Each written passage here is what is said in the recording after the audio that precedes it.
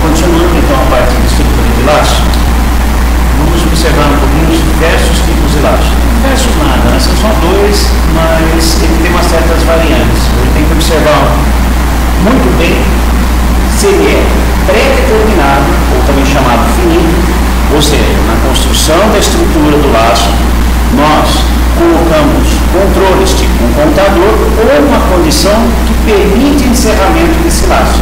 Aí nós podemos afirmar que é um laço pré-determinado ou finito.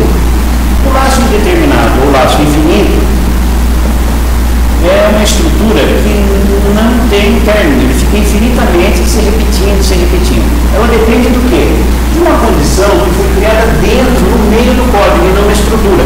E essa condição, o usuário ou algum processo desencadeia a quebra do laço. Para que o laço se quebre, nós usamos então o quebra-laço, que na linguagem C nós chamamos de break. Em fluxograma, nós temos essas estruturas padrão, com comandos respectivos. O exemplo que eu passei anteriormente era do for. Está aqui a estrutura do for.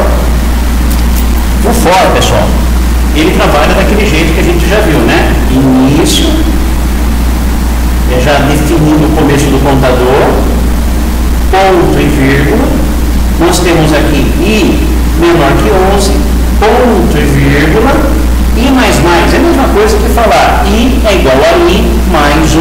É um contador, só que é no estilo da linguagem C. Quando ele encontrar o próximo i, ele fechou o laço e ele faz a repetição dos comandos aqui. Nesse caso, ele está usando a estrutura do while. É uma estrutura muito usada em Pascal. Tem um similar na linguagem C chamado while, não sou muito de utilizar, porque o for me atende às coisas que eu preciso, mas tem gente que gosta de usar o while. Então tem aqui, você vai ter o quê? Qual a diferença entre o for? Você vai ter uma condição que enquanto ela for verdadeira, ele repete. Na hora que ela se interromper, terminou. Em algum momento, se a variável x mudar de valor, por exemplo, x igual a 1, e aqui ele retorna. Quando retornar aqui, é verdade? Não. Então ele quebra o laço. Certo? Funciona desse jeito. Então ele é condicional. Nesse caso aqui, ó, esse é o contrário. Ó, repita enquanto, repeat until, ou do until. Então nós temos a estrutura. Ele começa praticamente abrindo uma chave, terminando a chave, e aí vem um comando de condição no final. Ele é o inverso da condição do for. E ele vai ter o mesmo padrão de estrutura que eu posso estar usando também com o while. Ele é uma mistura. Eu, particularmente, para não confundir a cabeça, eu acho que vocês deveriam usar o for e trabalhar bem ele. Inclusive, o for pode ser trabalhado de forma infinita. Como é que eu faria isso? Observem aqui, ó.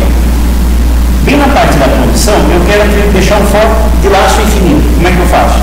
Não tenho variável de controle, eu só estabeleço que dentro dele tem que ter um ponto e vírgula. Ponto e vírgula, e agora nós temos um laço infinito.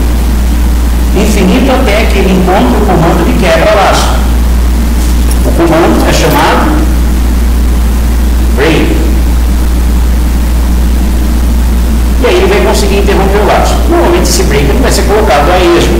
Vocês vão colocar uma condição onde vai verificar se aquilo é verdade, caso seja a vontade do usuário ou o processo desencadeou a quebra do laço.